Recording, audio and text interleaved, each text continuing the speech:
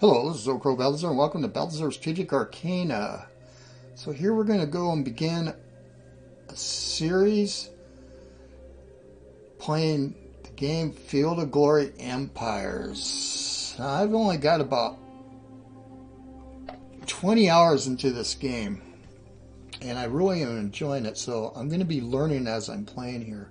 I've already played a couple different the polities. I tried one of the big Geopolitical states. I tried a couple other smaller ones. I just wanted to get a feel. Anyway, we're going to do a grand campaign. We're going to do balance. Still getting used to the UI here. I have watched lots of Let's Plays. They're about 4 or 5 years old. Between that and playing and examining different things, I've got rudimentary skills. So we're going to go and well, let's go ahead here. Alexander the Great, who died at 32 from fever in Babylon, planned to go westward after his conquest of India. The odds that Rome, a modest city, often raided by Gallic warriors, would have survived the ongoing assault were mediocre at best. Yeah, we'll look at the overview. If anyone's not familiar with this game, it's been around for a long time. A couple people told me that the multiplayer is good. It might do that in the future. Using a slithering PBEM++, play by email server.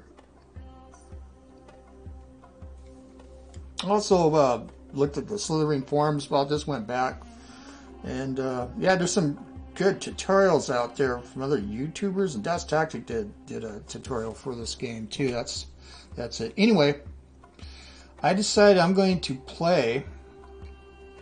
Let's go look for it right here. When we'll look at the map. Colchis, right here, and the difficulty is 4 stars out of 5. Interest level is real high, so we'll read the context here real quick. And this episode, I'm just gonna get it started, and we'll just take a look at we'll go kind of deep dive into government and everything like that. So Colchis, Caucasian. Kolchis gained a degree of independence once Alexander had defeated the Persians. Subsequently, the region was dominated by the Pontics, and then Rome occupied the coastal towns. But the countryside remained vulnerable to raids from both from nomads and mountain tribes. I already know about the Alani, and we'll talk about those. I actually studied these people. They're pretty interesting. The Ivory, collection of mountain tribes. Let's go look at the gameplay here. Colchis benefits from 8 custom missions where your king will ask you to perform some tasks in exchange of bonus legacy and immediate benefits. Beside that, your only real advantage is you share the Caucasian ethnicity with Armenia. If they overexpand or otherwise fail, there's ready scope for expansion. Other than that, the steppes to the north are easy to conquer but will only yield economically poor gains. Yeah, no doubt. Modifiers. This is pretty interesting. What's really cool about this game is all these different states. They all have different modifiers, which is pretty cool. So one thing that's interesting is it has a Hellenic tradition, Colchis says, or Colchis. Faction modifier, a Hellenic tradition. These people have particular skills in construction and building from its ancient Hellenic roots.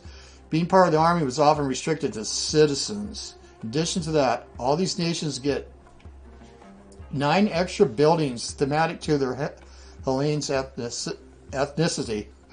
These buildings are mostly focused on generating extra culture or legacy and fighting off decadence, allowing a possible gameplay style where you can win without having to forge a large empire on the map. That's interested me, going tall instead of wide. Culture bonus 15%, commerce bonus 10%, manpower penalty 25%. All right, low military experience faction modifier. Low military experience. Either a lack of interest or a weak tradition in military matters makes this nation and the men enlisted in the army not very good at martial skills. Leader force pool penalty 1. Leader quality penalty 3. Penalty of 10 XPs or experience points when a unit is created.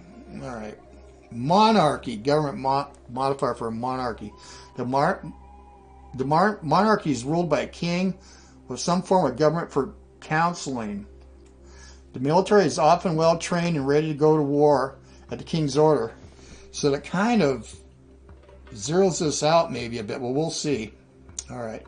Merchant oligarchy. Now, I looked at this before, so I was interested in this. Qualifier, modifier, merchant oligarchy. The merchants will be more successful in securing trade deals, but have trouble maintaining a large standing army. Trade acumen bonus, +4. Manpower penalty, 10%. All right, let's go ahead. Again, I have made missteps with the UI, so bear with me. So I hate the word noob, but I am pretty damn new.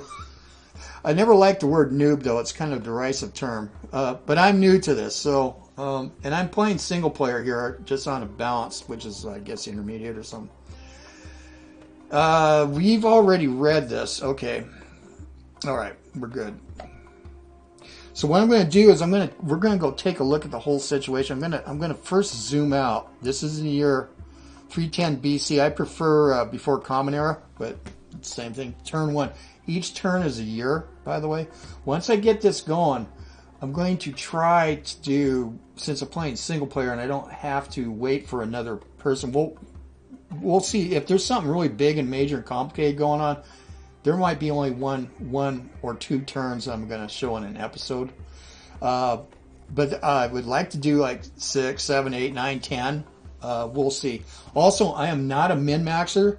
I mean, I can min-max. I did it with Distant Worlds, and I found my enjoyment of playing that game, it was a 4X game, diminished a little bit. So I let things, I kind of in the middle. If I've got to look at something and fix things, then I might spend a little bit of time on that. But let's go ahead and take a look out here. I'm free flowing this, by the way. So I know about this era. The era of the Diadochi after Alexander died suddenly down here, and then the successor states here, like the Seleucids, Antigonids, Ptolemy, Macedonia, and Lysimachos. Okay, interesting stuff here. Those are all Hellenic. They're the successor states. Another state is pretty interesting is Pontus, which could cause us problems. We will see. Also, the Bosporus Kingdom is really interesting. I've read up about this too. So it's been around for a while. It's Greek. And they're surrounded by all the Sarmatians, Scythians, nomads, steppe warriors. Now, let's go take a look here at Rome. So Rome is just beginning. Right, still republic. Well, it's been around already for about 400 years, but it was just here. But they're getting ready to expand, and who they're going to probably run into right off the bat, who's going to be a contender for dominance over here in the Western Mediterranean, will be Carthage. Interestingly, Carthage owns places where there's ports here because they were a trading empire. They originally were Phoenicians, right? Cyrene's another interesting place. This is an ancient place. It's Greek. Greek colonists went there. And then we'd go look in Greece itself. So, of course, this is after the Peloponnesian War. And this is after, King Philip and then Alexander, Alexander particularly destroyed the Persian Empire. Greece isn't like it used to be. But these are still pretty powerful states. I see here the Antigonids have footholds here. Now these Diadochi states here, they're big, but they can decay pretty easily. So we're going to keep an eye on that. Hopefully they'll destroy each other while we just sit here in the corner, the armpit of the Black Sea, and slowly build ourselves up. Here's the Maurya Empire, Chandragupta, protege of Alexander. Anyway, he's expanded here. He owns a big chunk of India. Don't know if they're going to be a problem at all. Probably keep pressure on the Seleucids. Lots of war elephants. Another interesting place I may play in the future is probably Saba. These are the frankincense kingdoms here. It's part of, the ancients called it Arabia Felix. It meant happy Arabia. Why? Why are they happy?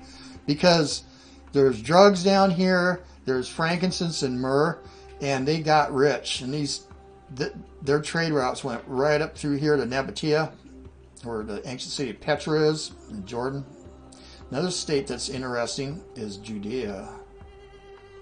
So I have looked at the stats of some of these countries, and anyway, as I play it, we'll periodically look at the changes. No, we might as well go look up here. So here's the Iberian Peninsula. So they're Celts, some of them, and then over here, Celtic, pretty much, Britannic, German tribes. Yeah. And there's the Dacians. This is interesting. I considered playing this too. I saw lots of YouTubers play. Well, they played the big states: Rome, Pontus, and Dacia. So I wanted to do something. Well, actually, because I'm learning, I wanted to do something that was kind of out of the way, but still dangerous. So here, let's go take a look at this. So here's Colchis. So let's go take a look. I click on this as an ownership outlay. So you can go to you can take a look at this, and I like that. Without the colors, you can do this. Now this right here, this is a population overlay. So we can see we own a fairly populated area here. If you go out, here's the center of Armenia here, surrounded by mountains. Real populated down here in Seleucid territory. And then, of course, Egypt. And then Lycia, this area here. And Greece. Carthage itself. Rome. Everything else looks relatively... It's pretty decent population here in southern Iberia, which is now Spain. Anyway, so we're going to go... Let's go look back in here again. We're surrounded by mountains, so let's go. What's this here? Well, the supply overlay, yeah. For these mountains here, the Caucasus Mountains, yeah, I can see there could be problems here. Maintaining supply, free building slots. Yeah, this is going to be a useful tool. Loyalty overlay, right now, not necessary, but I'm just going to show it. Movement's pretty important here. Since I'm in a mountain area, it depends, but like trying to cross some of these places is going to be almost impossible. 8, these are high mountains here. This is blocking the lands from coming down on top of us, and I think we probably might have trouble with the Iberia, but we will find that out. The political overlay is pretty interesting. We can get back into that later when I start developing through diplomacy. Well, we'll see who's unfriendly to us and who's not. If we go down here to province overlay. So an interesting thing about provinces, there's regions and there's provinces. Now the provinces are a collection of regions, and if you hold more than 50% of regions, then you can go to a province table. It's easier to manage your empire or your kingdom or whatever. And we'll get into that later. The trade goods overlay. Now this is going to be super important. So looking at Colchis, we already have nuts and seeds, flax. This is what cattle, nuts and seeds. What's up here? Those are furs. That's common. Copper. This is outside our borders right now. Flax. Lots of flax. We have an exclave here. This is part of our territory. So anyway, we'll be looking at that deeper, but this just give you an idea. One thing that's really important if you build culture buildings is papyrus or papyrus, and I believe, I haven't looked for it, but I believe there's only a few places where you can get coral. Coral is interesting too. Its use is papyrus. Here it is right here, because it makes paper, and all the religious centers need this stuff. The scribes. Oh yeah, Egypt's a fountain of it. Well, it makes sense on the Nile. Is any papyrus grown down here? It should be in a Tigris. Oh, it is here. Anyway, we'll get in. I started to learn trade is kind of difficult to learn. It's kind of counterintuitive, but I have started figuring it out. As we get in deeper, we'll work on that. Legacy and world wonders. Who's got them? Well, of course, down here in ancient Babylonia,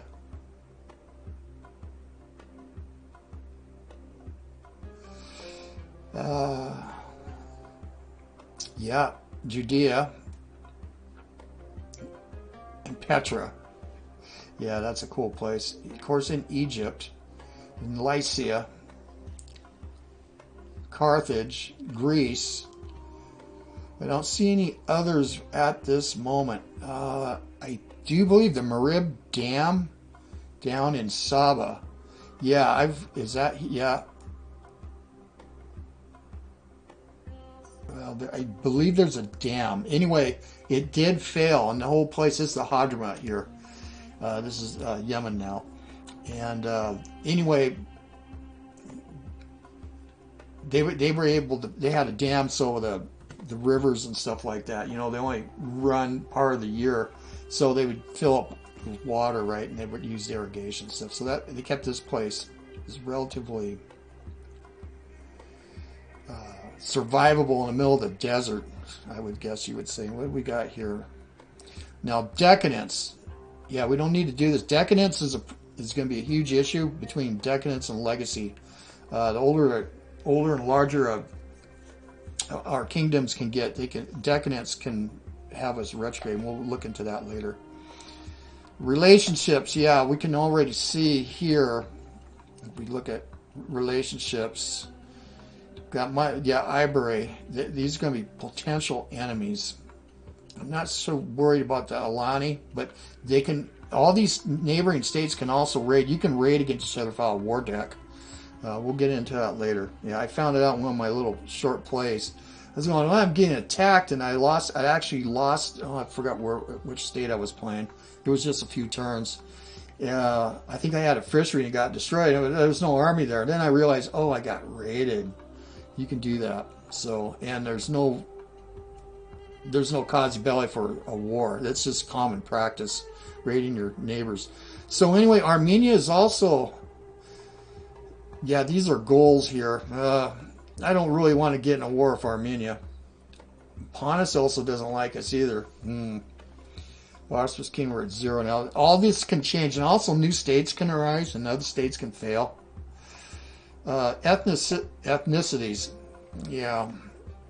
What's going out here? This is the Caucasian area, I believe. But there's some enclaves here. I think this.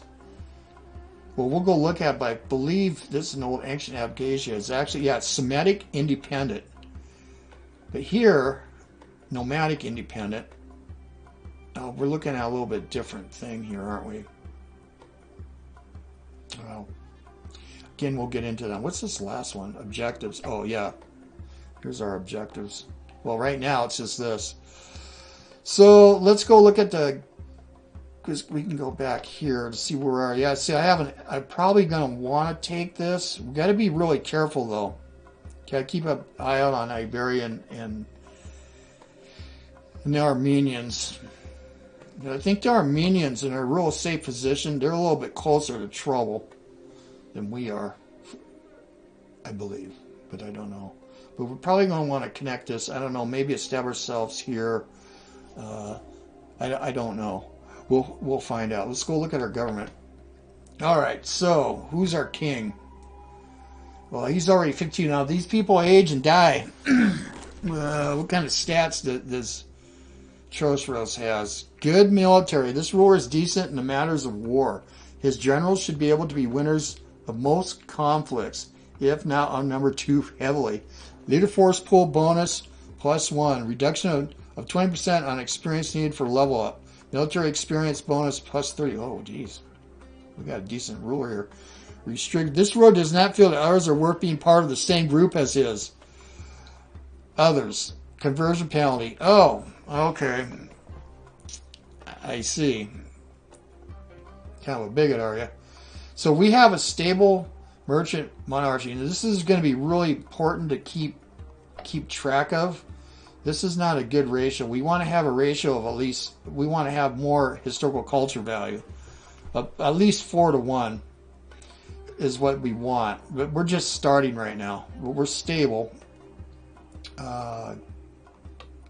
Government agent. Yeah, and this is how you can progress or degress. Degrade. Right. But we're a monarchy right now. We want to go this way. To glorious nation.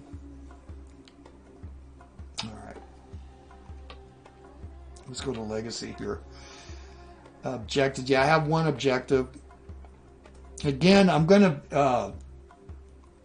I'm almost certain I'm going to be taking missteps. So let's go look at diplomacy. I don't need to. I'm not. Don't have to do with this. This is our manpower generation. So we're moving up right now. This is our gold money income. It's gold, I guess, or whatever money, silver. Ledger is pretty interesting. I can keep track through this. And then you can get close and we can look at all this kind of stuff later as we go. This is legacy changes, metal production. Okay. Right.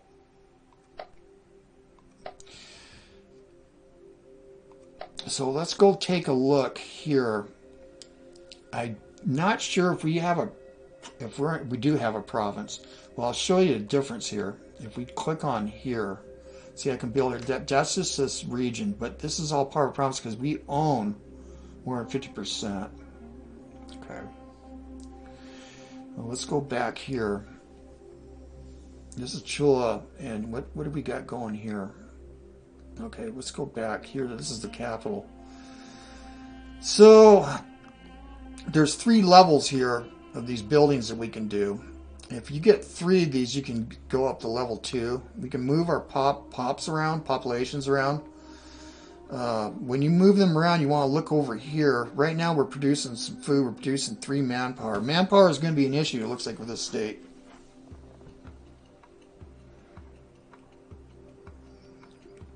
Money looks okay. Culture, yeah, want to keep that. We want to keep infrastructure. We want to keep it all up, right?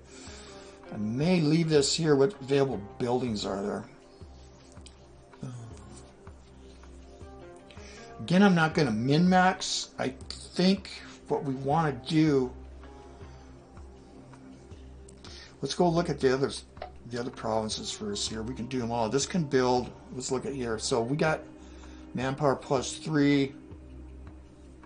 Metal production 0, huh? Equipment plus 4. It's going to be important for the military. We'll look at the military in a little bit too.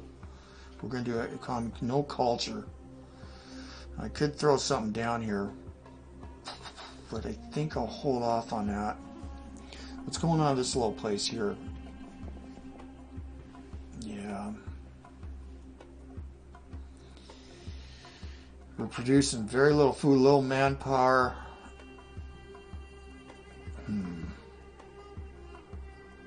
Now, building a lot of buildings quickly is also a dangerous thing to do. Let's see what's available here. Palisade. Upkeep 1. Some of these are 0 upkeep. This is health. Smokehouse. Water comes. Upkeep 0. This is public works. Let's go to the capital. Alright. I think I'm going to go ahead. And you can reshuffle these too, but sometimes it takes a couple turns. Infrastructure costs high. 75. That's all pretty high. I'm going to go ahead with stud. 3 turns right now. These are slaves, Caucasian slaves. Yeah, we can get in deeper as we go into loyalties and all that kind of stuff. Alright.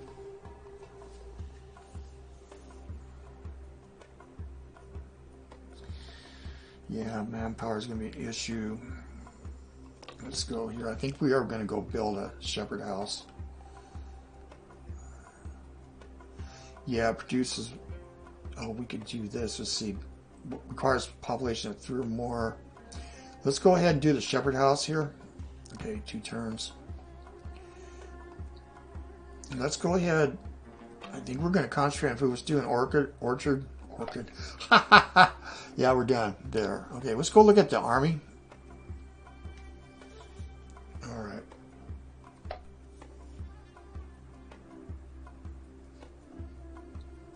I don't don't know if we want to build anything. Let's get out and look at this. What do we got here? We want skirmishes. I've already played some battles out, and I also did Fleet Glory 2, which I have. So I'm probably going to just use Empires unless we, it's more basic combat. But if we get in some really big battles, I think it'll be fun to port it over. I don't know that game very well either. I'm still learning. So again, this is a whole new deal here. Single player. I can do this at my leisure. I'm relaxed. Down the road, maybe multiplayer. Let's look here. Skirmishers, combat power 3. What do we got here? Yeah, I've already practiced merge and stuff. If you're raising troops other places, we're not moving yet. No, I just want to see here. Regular infantry.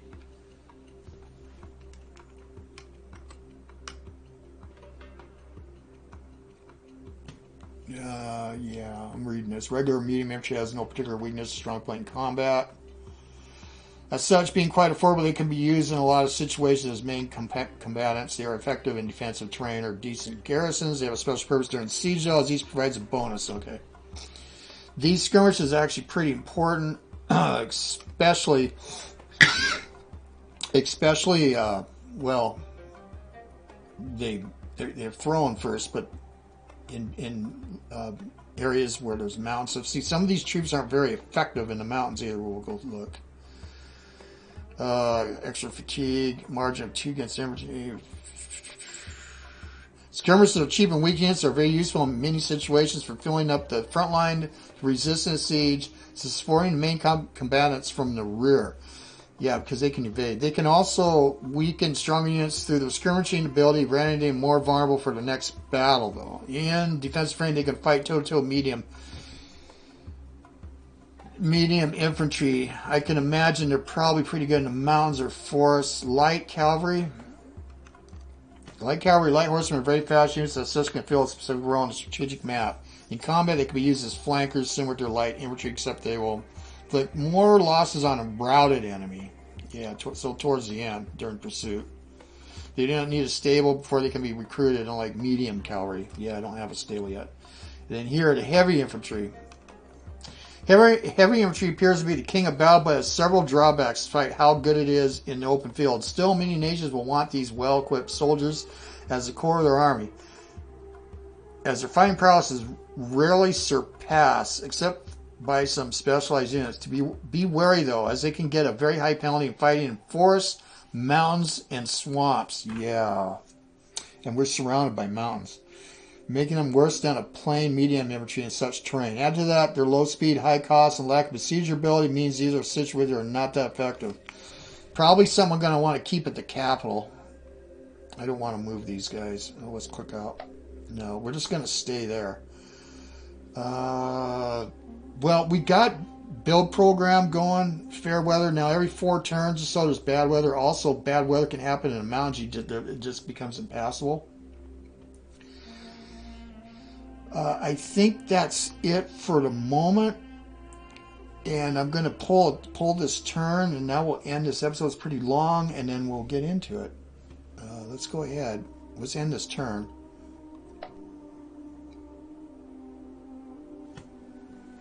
I'm a little nervous, man. I know people have been playing this, going to know a lot more than I do. All right. We ended it. What's up? Oh, there we go. Oh, it's covering the process. All right. Oh, this is cool. So we already retrograded, man. We were in a medium tier. We'll go take a look at this. We started up here and we just dropped immediately.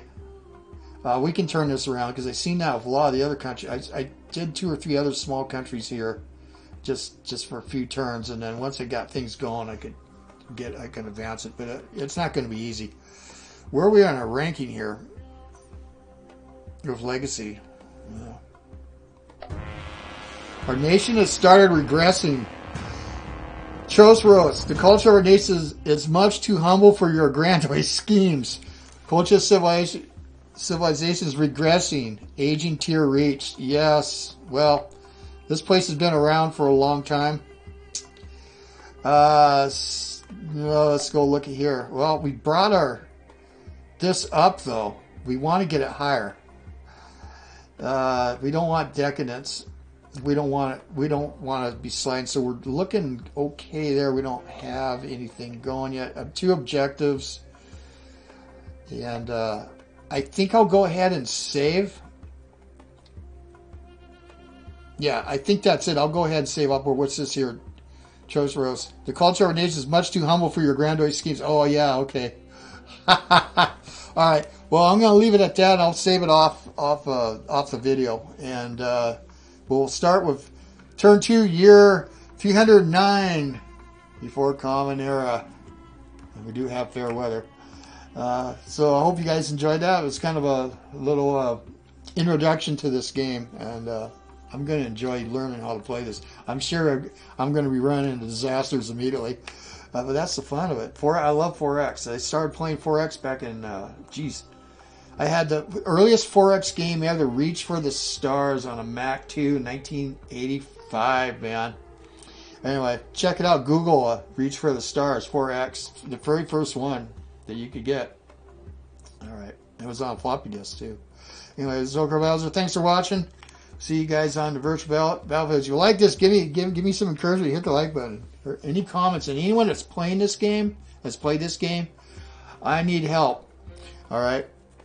Or just let me know. I don't know when I'm going to actually... I don't even know when this is going public. I'm going to build up enough content. But any advice would be great, because I will do this again. Probably 2 or 3 of them. All right.